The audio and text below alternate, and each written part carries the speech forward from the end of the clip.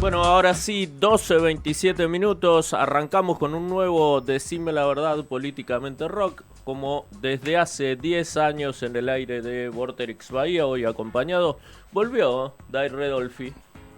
Te perdiste la nota con Nicolás Cabré el sábado pasado, ¿eh? Qué mal. Bueno, y el señor Cristian Jiménez en la operación de audio. Ya estamos con Marcelo Ramal. Un placer tenerlo acá en el estudio, un placer tenerlo acá en Decime la Verdad. Por supuesto que, para quien no conoce a Marcelo, él es licenciado en Economía, docente, legislador porteño, referente nacional de política obrera. Sí, fui legislador. Fuiste Sí, legislador. Quise mantenerte en el cargo yo. No, no hace falta, no.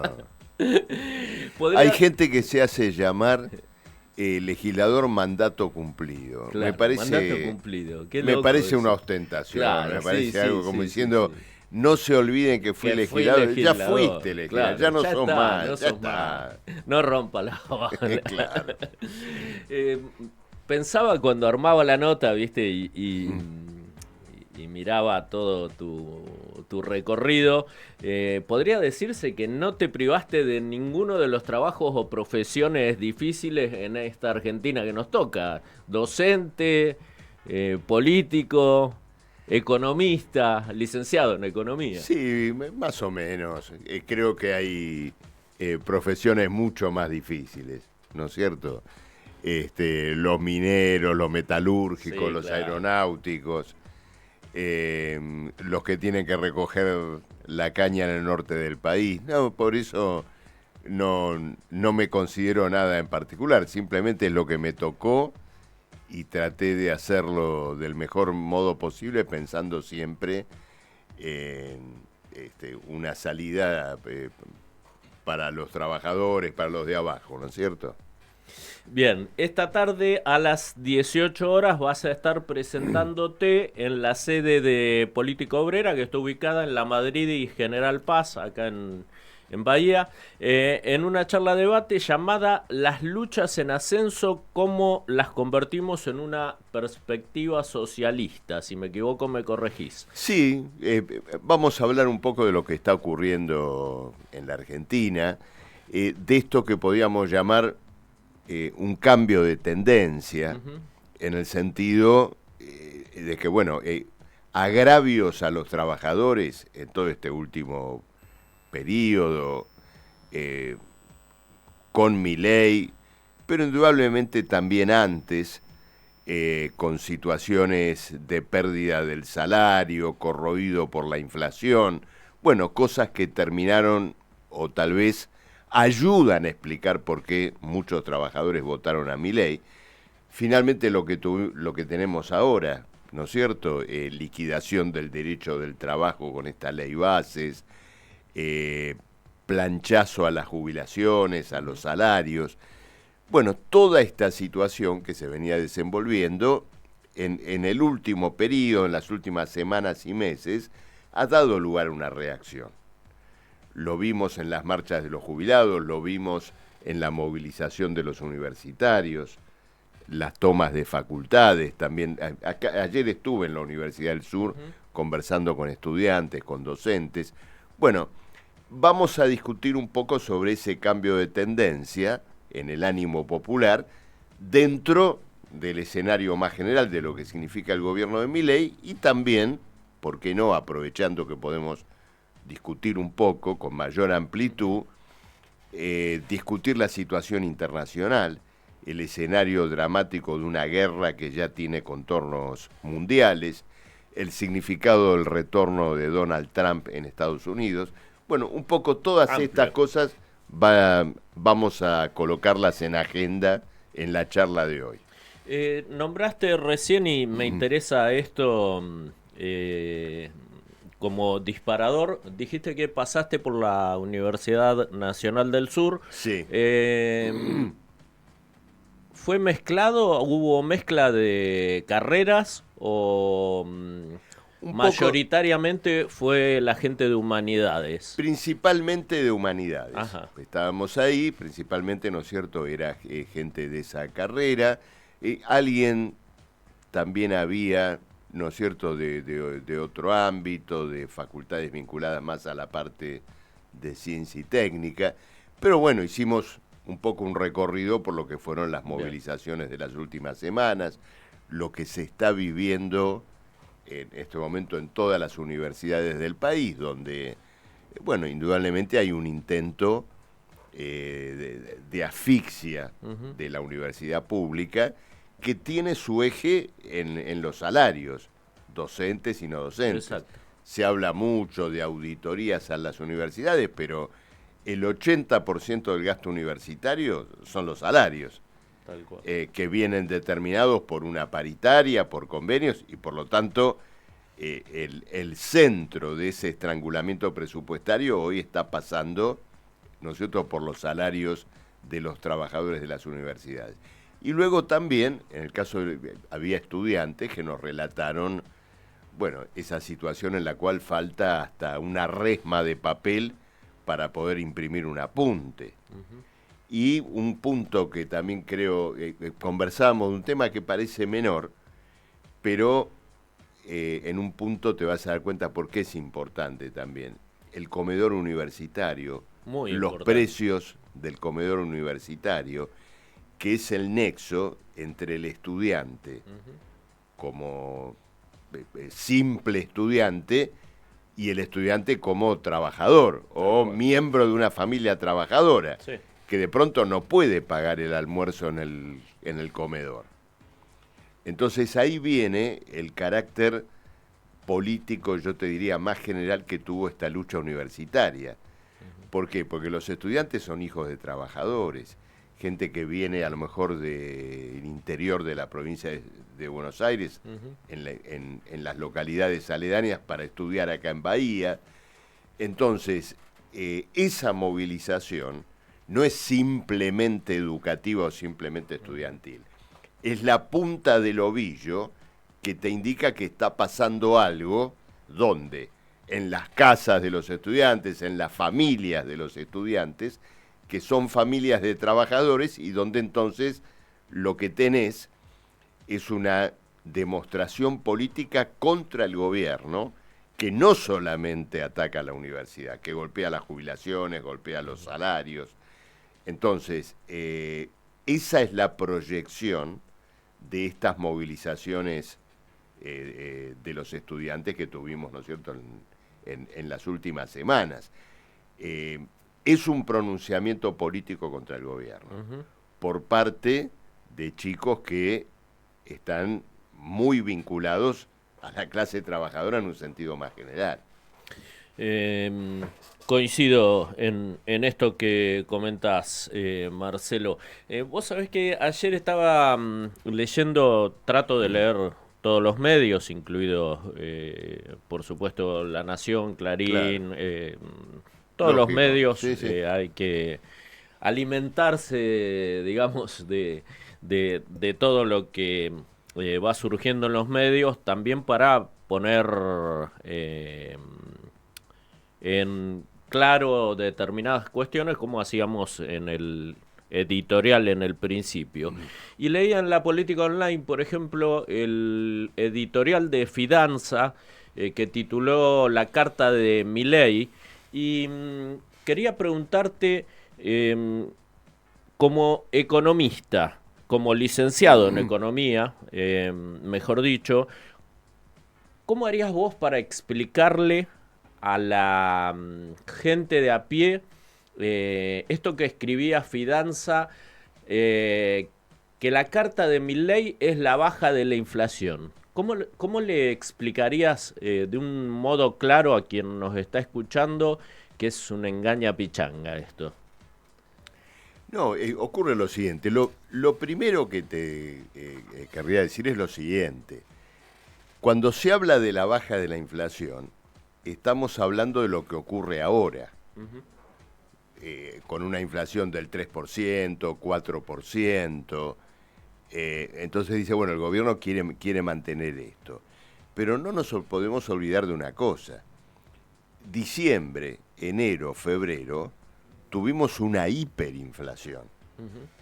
Tuvimos algo que nosotros, nuestra corriente, nosotros, nuestros materiales, lo solemos llamar un golpe de Estado económico. Viste que, bueno, hay golpes de Estado políticos, militares. Esto fue un golpe de Estado económico. ¿Qué quiere decir esto? Devaluación de casi el 100%, duplicación o triplicación de las tarifas, liberación de los precios de los alimentos. Esto llevó a caídas en el poder de compra del salario, dependiendo del caso, de entre el 30 o al 50% en lo que fue el primer semestre del año. Sí. Entonces ahora te dicen, se frenó la inflación. Y por lo tanto, bueno, los salarios también se frenan, las jubilaciones se ajustan con esta inflación, con la de estos meses, de 3%, 4% y demás. Pero la gran pérdida en el poder de compra de los salarios y las jubilaciones no se retrotrae. Entonces, te están hablando de una aparente estabilidad construida después de una confiscación histórica de los ingresos del trabajo, incluyendo a las jubilaciones, que las considero, por supuesto, también ingresos del trabajo. Ahora, esto es en primer lugar. En segundo lugar, para el clima de recesión económica, de retracción del poder adquisitivo que estamos viviendo, esta inflación de 3%, 4%, es altísima. Porque lo que tendríamos que tener es una caída absoluta de los precios. Es decir, deberíamos ir al supermercado o al chino y encontrarnos con que las cosas no suben poco de precio, bajan de precio, porque nadie las puede comprar. Y sin embargo existe de todas maneras una inflación, el gobierno la estimula con aumentos de tarifas, con las cosas que dependen, ¿no es cierto?, del propio gobierno, y también sosteniendo intereses altísimos que impactan sobre los precios. ¿Por qué motivo? Porque una empresa pone un precio a algo y si se financia, le carga esos altos intereses. Si vos comprás con una tarjeta de crédito, las cosas se te encarecen por el peso de los intereses. ¿Y por qué sigue habiendo intereses altos a pesar de que la inflación bajó? Porque el gobierno ha armado una operación financiera especulativa, que es la que explica, entre otras cosas, por qué el dólar no se mueve. Está quieto. Que es, para que el oyente lo entienda, más o menos la reiteración de la bicicleta de Martínez de Oz, del 1-1 de Menem y Cavallo y de lo que hizo Macri en el año 2016-2017. Es decir, favorecer que entren capitales especulativos en dólares en la Argentina, que esos especuladores cambien los dólares por pesos, pongan los pesos a interés, a ese interés relativamente alto que hablábamos antes, en el mercado financiero argentino, y pasados unos meses los saquen y vuelvan a comprar esos dólares que más o menos valen lo mismo. 1.100, 1.200, ¿no es cierto? Ponele. Como valían hace unos meses. Claro. Y mientras tanto te hiciste a lo mejor el 15 o el 20% de ganancia en dólares, como no ocurre en ningún lugar del planeta. Entonces, esa operación especulativa, que se puede derrumbar con un castillo de naipes ante la menor percepción de inestabilidad económica acá, lógicamente que se paga también con esos intereses elevados en la Argentina, la continuidad de una presión a la inflación, pero, a ver, esta pseudoestabilidad que estamos viviendo ahora se está pagando sobre la base de una confiscación económica masiva a los que viven de su trabajo, como siempre fue en este tipo de circunstancias. Justamente esto era lo que... Te podría agregar algo más, pero no quiero tampoco abrumarte a vos, a la audiencia, pero fíjate lo siguiente, hay otra operación financiera que tiene que ver con lo siguiente. El gobierno tiene que comprar dólares, por ejemplo, que vienen del comercio exterior, de las exportaciones. Un exportador vende soja afuera, trae los dólares, el Banco Central se los tiene que comprar. Para comprar esos dólares tiene que emitir pesos, tiene que imprimir billetes para darle a ese exportador. Pero como el gobierno no quiere que esos billetes después queden en circulación, los absorbe, los chupa. ¿Y qué hace? Le dice a los bancos, mirá, vos dame esos pesos, yo te doy un título de deuda, un pagaré. Antes eso lo hacía el Banco Central, ahora lo hace a través del Tesoro. Entonces, el Tesoro le entrega ese pagaré y acumula deuda. Para respaldar esa deuda, ¿qué tiene que hacer el Tesoro? Gastar cada vez menos. Naturalmente, gastar cada vez menos significa menos salario para los maestros, menos para los hospitales, Para los jubilados. menos para la universidad, menos para los jubilados. Y ahí viene lo que Milei dijo el día que presentó el presupuesto, que dijo, este presupuesto se arma de la siguiente manera. Primero hago la cuenta de todo lo que hace falta para pagar capital e intereses de deuda. Eso se pone a salvo. Lo que sobra, acomodamos los melones en el carro, ¿no es cierto? Y vemos cómo se arregla. Si en vez de carne comemos cerdo, si en vez de cerdo comemos fideos, si en vez de fideo comemos arroz, ¿no? Lo digo metafóricamente, claro. Pero es lo que le pasa también a las familias que viven esa situación. Entonces, se ha armado una operación financiera con la deuda pública en dólares, con la deuda pública en pesos, que paga toda la población con las privaciones que estamos viendo. Es entendible la explicación y eso es lo que necesitaba de vos como para que se entienda de una forma vos preguntame, simple. ¿viste? Si hay algo que no te quedó de una claro. De una forma simple. No, queda claro, pero me interesa siempre que de un modo simple la gente pueda entender que por más que se quiera vender este verso de la baja de la inflación, que sigue siendo alta, que entienda que los precios siguen siendo altos y siguen subiendo. Que no se coma ese verso, a eso iba con esta pregunta.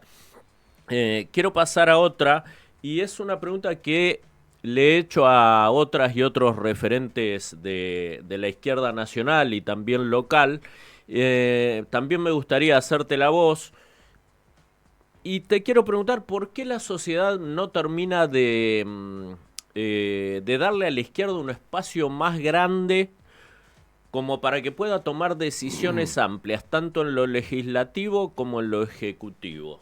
¿Por qué pasa esto?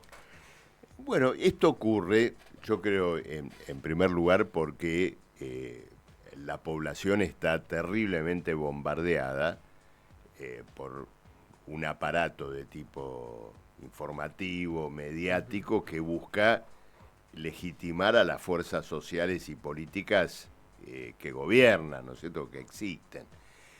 Para la población también, tomar a esas fuerzas que representan la política que ya existe, las variantes de características conservadoras o que mantienen el orden establecido, tiene también una comodidad. En el siguiente sentido, voy a revolucionar todo, voy a tratar de que esto funcione en el cuadro en el cual está. Y bueno, la tendencia natural, ¿no es cierto?, es buscar las opciones políticas existentes. Luego, la izquierda ha tenido vaivenes en su desarrollo político, en su audiencia, en su respuesta. Y esto tiene que ver con que el propio proceso político, las luchas sociales, las luchas obreras, no transcurren en una línea recta. Hay periodos de luchas muy importantes, de desplazamientos políticos que están asociados a estas luchas, y otros periodos donde se vive un repliegue. Indudablemente que la victoria de Milei y hechos anteriores tuvieron lugar, ¿no es cierto?, con un repliegue político en la juventud, en los trabajadores. Lo importante es que ahora la izquierda entienda el escenario catastrófico que se plantea no simplemente en un orden nacional, sino en un plano internacional, y que lo transmita cabalmente a los jóvenes, a los trabajadores. ¿Por qué? Porque el mundo ese del orden establecido, de los partidos que existen, y eso ya te hablo también a nivel internacional, bueno, hoy está llevando a la sociedad una guerra y a verdaderas masacres en diferentes puntos del planeta. Entonces, ese escenario es el resultado de que contradicciones económicas y políticas que se venían acumulando durante mucho tiempo no encuentran una salida armónica, pacífica, y buscan dirimirse por medio de la guerra. Finalmente, ¿la guerra qué es? Es la continuidad de la competencia que se vive entre corporaciones capitalistas, entre bloques políticos, por la vía de un choque armado. Pero la sociedad hoy, con el arsenal nuclear, con las cuestiones que tenemos por medio, se enfrenta a la posibilidad de un aniquilamiento de alcance masivo. Y esto por una sociedad que se sostiene sobre la competencia ciega, sobre el antagonismo entre unos capitales y otros. Entonces,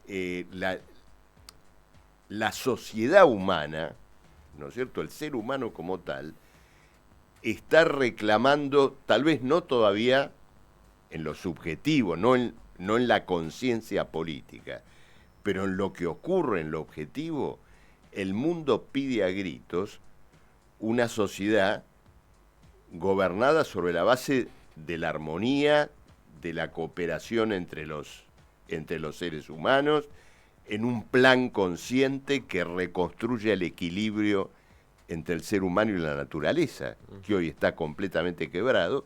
Bueno, ese es el socialismo. Y esto lo tenemos que expresar con toda claridad. Cuando la izquierda, y en este punto somos muy críticos a lo mejor de otras vertientes, cuando la izquierda se pierde en el seguidismo a las fuerzas que existen, en la banalidad, en la cosa chica, y pierde esta mira estratégica, también deja de ser alternativa. Con lo cual tomo tu pregunta en un sentido integral, ¿no es cierto? No quiero reducirla a un punto. A un punto, ¿no es cierto?, a cuestiones inmediatas. Está bien, y me dejás servido también para preguntarte, hace menos de un mes vos cumpliste 70 años, ¿está bien lo que digo? Me escrachaste. A ver, te escraché. Sí. Bueno, pero yo sí. También soy grande, no pasa nada. Pero tiene que ver con esto, con lo que hemos vivido, y con esto de transmitirle a los jóvenes. Hace 2 sábados estuvo Estela de Carlotto y también fui por ese lado. Y cada vez que está en Decime la Verdad, me interesa que deje un mensaje para las y los jóvenes. Cuando regresó la democracia en 1983, vos tenías 29 años. Lo que te quería preguntar es cómo veías la salida en esa época, en 1983, para la Argentina, y ahora que ambos somos grandes, vamos a incluirme, ¿cómo ves ahora la salida para la Argentina? Y si la ves, la salida. Sí, bueno, en aquel momento yo tenía ya las convicciones socialistas que tengo ahora. No pensaba en una salida a la Argentina como una salida aislada o fuera, ¿no es cierto?, de un escenario político más general. Indudablemente que ocurrieron muchísimas cuestiones no solamente en la Argentina, sino en el mundo.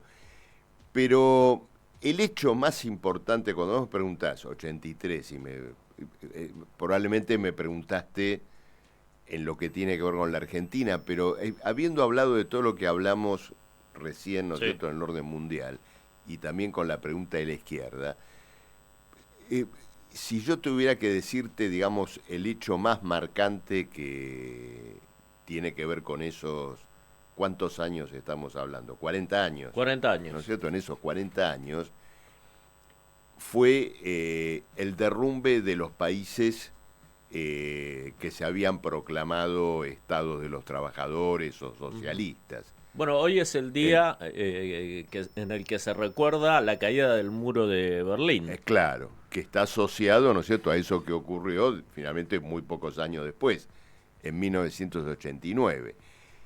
Y entonces, claro, en aquel momento se debatió si ese derrumbe era el derrumbe o era el final del socialismo y el final de la etapa que había abierto aquella revolución rusa de 1917, de la cual también se cumplió hace unos días aniversario, el 7 de noviembre.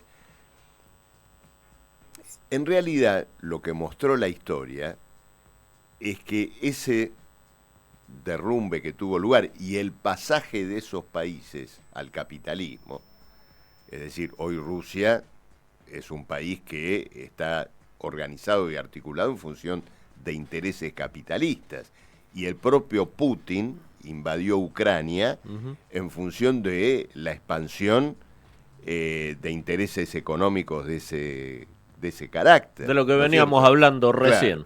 Claro. Y lo mismo ocurre con el régimen chino, que se ha convertido en una competencia muy clara de naturaleza capitalista con Estados Unidos, con las potencias europeas. Cuando ocurrió todo eso, vino después lo que se conoció como la era de la globalización, ¿no? Que era lo siguiente: bueno, ahora que Rusia y China son capitalistas, ahora que se terminó el socialismo, el capitalismo se va a organizar a nivel mundial, armónicamente, integrando a su sistema de vida, ¿no es cierto?, al conjunto del planeta. ¿Y qué tenemos 40 años después? Una guerra en desarrollo y una grandísima guerra como posibilidad completamente cierta. Por ejemplo, si China se involucrara, ¿no es cierto?, en todos estos acontecimientos de ahora. ¿Qué quiere decir esto? Que la conversión al capitalismo de Rusia y China, que inicialmente fue vista como una salida a los problemas que tenía el capitalismo, en el sentido de que, bueno, no tenemos a quién venderle, no tenemos todavía dónde producir, bueno, ahora tenemos el mayor mercado del mundo, ¿no?, que es el mercado chino. Dijeron, encontramos la salida y tenemos capitalismo por 1000 años. Bueno, esas ahora potencias de carácter capitalista se transformaron en furiosos competidores y recrean el escenario de la guerra, es decir, recrean lo que en definitiva es la inviabilidad del capitalismo como un orden social compatible en definitiva con la humanidad. Es decir, que la necesidad histórica, humana, de un régimen social superior del socialismo, que se quiso dar por enterrada en aquellos años, hoy se vuelve a plantear con enorme urgencia. Entonces, es necesario poner en pie partidos de características obreros, socialistas, revolucionarios, como una tarea de características perentorias en un momento como el que vive el mundo actualmente. No es muy común que la izquierda trate estos temas en una charla, ¿no es cierto?, como la que tenemos por radio. Y esa es una de nuestras grandes críticas a una izquierda mediocrizada, ¿no es cierto?, o terriblemente adaptada al sistema actual, que buscamos superar sobre la base de la comprensión, de la organización, de la crítica, pero por supuesto también de el entrelazamiento y la unión con la lucha que tienen los trabajadores, los jóvenes. Por eso ayer estábamos en la UNS conversando con estudiantes que formaron parte de las tomas, y estamos con los trabajadores aeronáuticos que tan bien defendiste vos recién en la introducción al programa, y en todo lugar donde se palpita una lucha obrera, por supuesto. Antes de pasar a la siguiente pregunta, quiero decirte que sos el primer referente de la izquierda, tanto nacional como local, que me responde ampliamente la pregunta. Bueno, me alegro. Me alegro. Te comentaba recién que bueno, trato de mirar y de leer todos los medios de comunicación, sobre todo antes de producir el programa, y voy a tomar una frase de un dirigente peronista que suele utilizarla cada rato para hacerte esta pregunta, y quería preguntarte cómo se pone freno dentro de la ley y el orden a estas conductas antidemocráticas y abusivas que lleva a cabo Javier Milei. Bueno, lo que hay que hacer en primer lugar es ejercer en forma muy vibrante, muy dura la denuncia política y no dejar pasar ninguna. No tenemos que adaptarnos a una vida política y social con cerrojo. Fíjate, por ejemplo, este famoso protocolo antipiquete. Cuando las movilizaciones de los jubilados se producen estos choques los días miércoles y todo demás, tiene que ver simplemente con una cuestión. Ellos defienden el derecho a movilizarse en el espacio público, en la vía pública. Naturalmente están en la vereda, no caben en la vereda, tienen que poder ocupar la calle y además en la ocupación de la calle hacer ver su reclamo, como históricamente lo han hecho los trabajadores, los jóvenes en nuestro país y en cualquier lugar del mundo donde eso se permite. Entonces, hay que ejercer el derecho a movilizarse y a expresarse, y hacerlo, ¿no es cierto?, en todo momento. Hay que rechazar como expresiones fascistas a los insultos de Milei. No son una chifladura. Cuando Milei insulta no es una chifladura, es una expresión característica del fascismo. La violencia verbal es una manifestación muy clara de, al menos en grado de tentativa o de intención, de ejercer luego una violencia de otro carácter, represiva, física, y esto tiene que ser denunciado intensamente. La defensa del derecho democrático a actuar, a expresarse, a movilizar, hoy es un punto fundamental en la lucha contra este gobierno, indudablemente. Mirá que justo porque hoy creo que es también el Día Internacional de la lucha contra el fascismo. Sí, mira vos, no sabía. Creo que no sí. Sabía, creo no que sé por qué soy, pero... Sí, me parece que sí. Mirá qué importante. Que justo diste con la palabra clave. Las 13 se fue volando la nota. Tenemos un montón de notas todavía por delante. Así que te hago la última cortita, Dale. Si me la podés responder, y te liberamos también para que puedas ir a almorzar. Es imposible pensar a una izquierda unida con todos sus frentes para las legislativas del 2025? Bueno, el primer punto es discutir las perspectivas políticas y las estrategias. Hace poco hubo un evento en la ciudad de Buenos Aires donde se expresaron posiciones, en algunos casos, diametralmente diferentes frente a problemas muy importantes, como por ejemplo esta cuestión de la guerra. Pero cualquier tipo de unidad exige la claridad política, nunca la confusión. Bien. Marcelo Ramal, espero que no sea la última vez por favor, que pases por acá por Decime la Verdad. Se me fue volando porque estuvimos más de la media verdad hora que fue muy bueno. charlando, interesantísimo y puntual, corto y conciso. Suerte, éxitos hoy a las 18 que Marcelo Ramal se va a estar presentando en la sede de Política Obrera ubicada en La Madrid y General Paz en una charla llamada Las luchas en ascenso, cómo las convertimos en una perspectiva socialista. Gracias. Gracias a vos, Marcelo, y saludos a todos los que se quedaron escuchando hasta ahora. Bueno, vamos a ir a una pausa en vez de un tema, así en breve estamos con Lisandro Aristimuño.